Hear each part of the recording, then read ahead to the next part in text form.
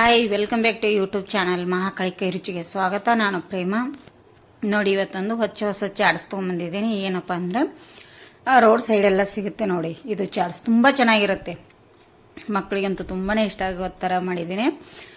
ಇದು ಕಚೋರಿ ಚಾಟ್ಸ್ ಅಂತಲೂ ಕರೀತಾರೆ, ಇಲ್ಲಾಂದರೆ ನಾವು ಸಾಯಂಕಾಲ ಸ್ನ್ಯಾಕ್ಸ್ ಅಂತಲೂ ಹೇಳ್ಬೋದು. ತುಂಬ ಚೆನ್ನಾಗಿರುತ್ತೆ. ಹೇಗೆ ಮಾಡೋದು, ಏನೇನು ಬೇಕು ಪದಾರ್ಥಗಳು ನೋಡ್ಕೊಂಬರೋಣ ಬನ್ನಿ.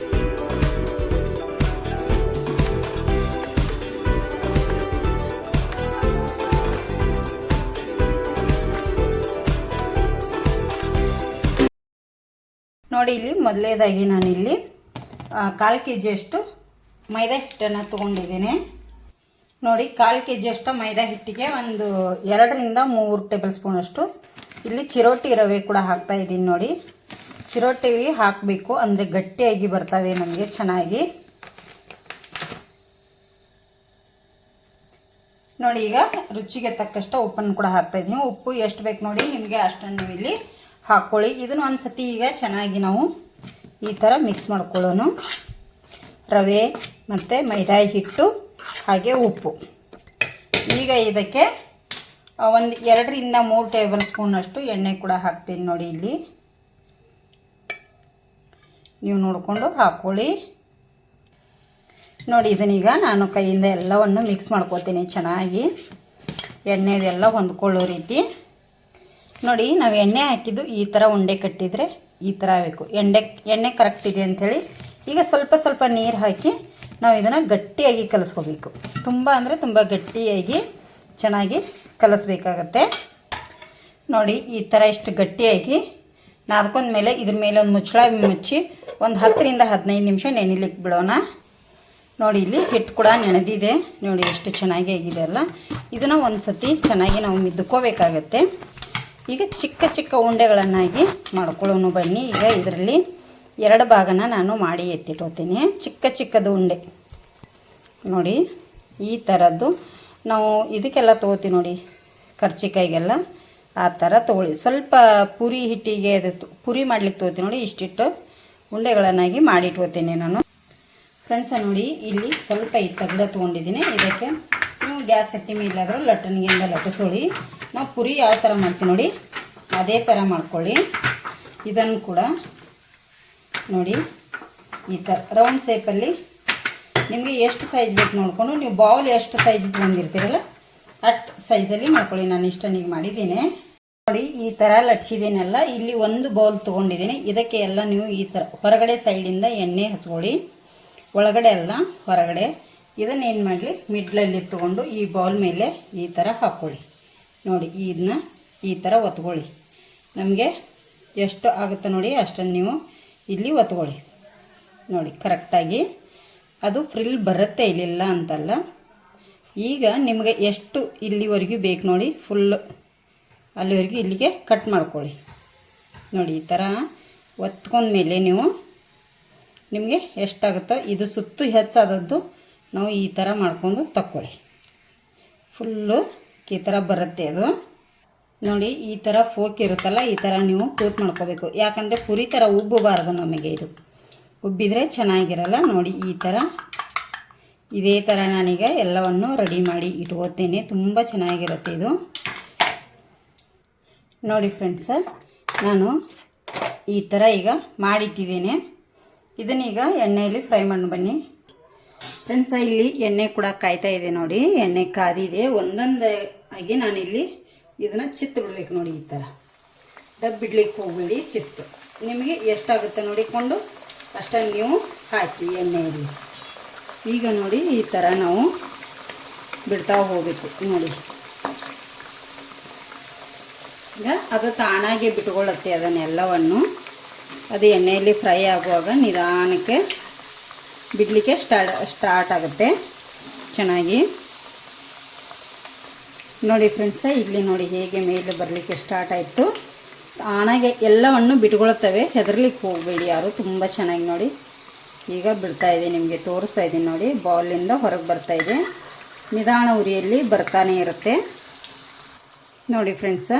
ಈಗ ನಿಧಾನ ಉರಿಯಲ್ಲಿ ಒಂದೊಂದೇ ನಾನೀಗ ಬೌಲ್ಗಳನ್ನು ತಕ್ಕೋತೇನೆ. ನೋಡಿ ಅವು ಕರೆದಿರುವಂಥದ್ದು ಬಿಡ್ತಾವೆ ತಾವಾಗೆ, ಮತ್ತು ಈ ಥರ ನಾವು ಕೌಚ್ ಹಾಕೋಬೇಕಾಗತ್ತೆ. ಒಂದೊಂದೇ ಅವು ತಾನಾಗೆ ಬಿಡ್ತಾ ಹೋಗ್ತಾವಲ್ಲ. ನೋಡಿ ಈಗ ಎಲ್ಲವನ್ನು ಕೌಚ್ ಹಾಕಿ ಕೂಡ ನಾವು ಚೆನ್ನಾಗಿ ಫ್ರೈ ಮಾಡ್ಕೋಬೇಕಾಗತ್ತೆ ಸ್ಲೋ ಉರಿಯಲ್ಲಿ. ನೋಡಿ ಒಳಗಡೆ ಸೈಡು ಚೆನ್ನಾಗಿ ಫ್ರೈ ಆಗಬೇಕು.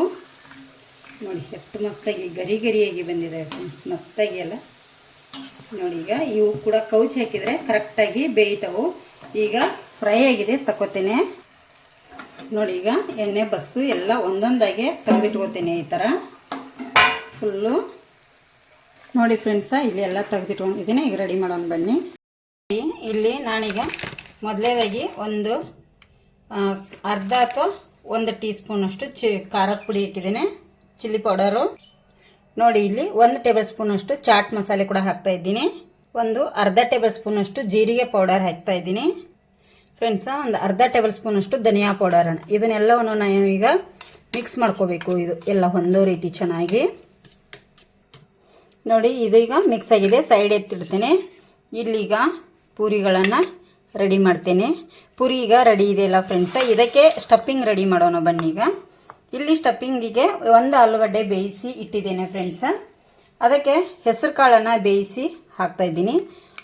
ಎಲ್ಲ ಇದನ್ನು ಮೊದಲೇದಾಗಿ ನಾವು ಬೇಯಿಸಿ ಇಟ್ಕೋಬೇಕಾಗತ್ತೆ. ಇಲ್ಲಿ ಹೆಸರು ಕಾಳು ಕೂಡ ಹಾಕ್ಕೊಂಡಿದ್ದೇನೆ, ಮತ್ತು ಹಾಗೆ ಸ್ವಲ್ಪ ಈರುಳ್ಳಿ ಕೂಡ ಹಾಕ್ತಾಯಿದ್ದೀನಿ. ನೋಡಿ ನಿಮಗೆ ಎಷ್ಟು ಬೇಕು ನೋಡಿ ಅಷ್ಟು ನೀವು ಈರುಳ್ಳಿ ಕೂಡ ಹಾಕ್ಕೊಳ್ಳಿ.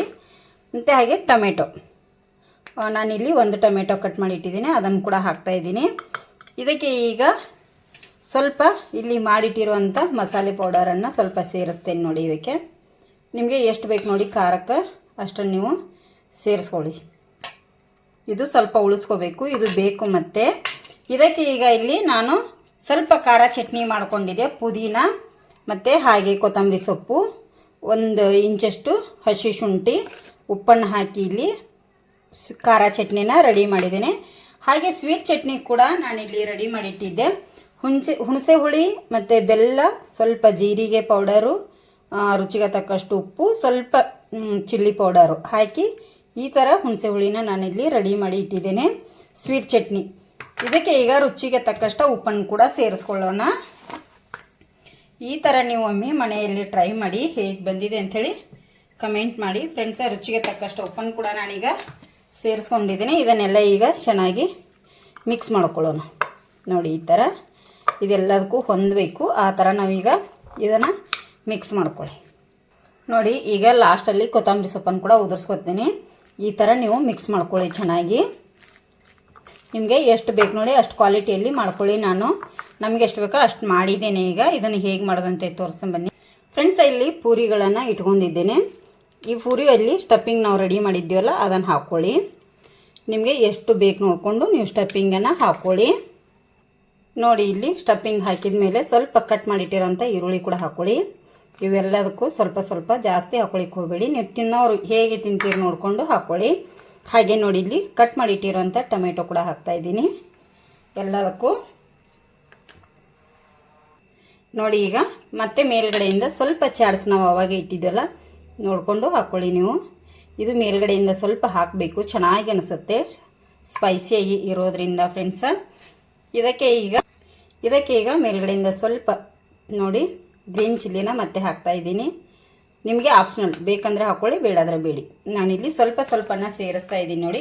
ಹಾಗೆ ಸ್ವೀಟ್ ಚಟ್ನಿ ಕೂಡ ನೋಡಿ ಹಾಗೆ ಇಷ್ಟು. ಈಗ ಸ್ವೀಟ್ ಚಟ್ನಿ ಆಯಿತು ಫ್ರೆಂಡ್ಸ. ಈಗ ಇದಕ್ಕೆ ಕೊತ್ತಂಬರಿ ಸೊಪ್ಪನ್ನು ಕೂಡ ಹಾಕ್ತಾಯಿದ್ದೀನಿ. ನೋಡಿ ನಿಮಗೆ ಹೇಗೆ ಬೇಕೋ ಆ ಥರ ನೀವು ಮಾಡ್ಕೋಬೋದು ಇಲ್ಲಿ ನೋಡಿ ಫ್ರೆಂಡ್ಸ್. ಈಗ ಇದಕ್ಕೆ ಲಾಸ್ಟಲ್ಲಿ ಸೇವ್ ಕೂಡ ಸೇರಿಸ್ತಾ ಇದ್ದೀನಿ ನೋಡಿ. ಇದಕ್ಕೆ ಸೇವ್ ಬೇಕೇ ಬೇಕು ಚಾಟ್ಸಿಗೆ, ತುಂಬ ಅಂದರೆ ತುಂಬ ಚೆನ್ನಾಗಿರುತ್ತೆ ಇದು, ಮಸ್ತಾಗಿ ಬರೋದ್ರಿಂದ. ನೋಡಿ ಇಲ್ಲಿ ಈಗ ಇದಕ್ಕೆ ಇನ್ನೊಂದು ಲಾಸ್ಟಾಗಿ ಇಂಪಾರ್ಟೆಂಟ್ ನೋಡಿ, ಇದು ಸ್ವಲ್ಪ ಇಲ್ಲಿ ನಾನು ಮೊಸರು ಕೂಡ ಸೇರಿಸ್ತಾ ಇದ್ದೀನಿ ನೋಡಿ. ನೋಡಿ ಈಗ ರೆಡಿಯಾಗಿದೆ ಫ್ರೆಂಡ್ಸ. ಹೇಗೆ ಬಂದಿದೆ ಅಂಥೇಳಿ ಕಮೆಂಟ್ ಮಾಡಿ. ಹೊಸಬ್ರು ನಮ್ಮ ಚಾನಲ್ ನೋಡ್ತಾ ಇದ್ದರೆ ಸಬ್ಸ್ಕ್ರೈಬ್ ಮಾಡ್ಕೊಂಡು ನೋಡಿ. ರೋಡ್ ಸೈಡ್ ಸಿಗುವಂಥ ಒಂದು ಚಾಟ್ಸ್ ಮಾಡಿದ್ದೇನೆ ಇಲ್ಲಿ ನಾನು, ತುಂಬ ಚೆನ್ನಾಗಿದೆ, ಟೇಸ್ಟ್ ಅಂತೂ ಸೂಪರ್ ಆಗಿದೆ. ನೀವು ಒಂದು ಸತಿ ಮನೇಲಿ ಟ್ರೈ ಮಾಡಿ ಹೇಗೆ ಬಂದಿದೆ ಅಂಥೇಳಿ ಕಮೆಂಟ್ ಮಾಡಿ ಹೇಳಿ.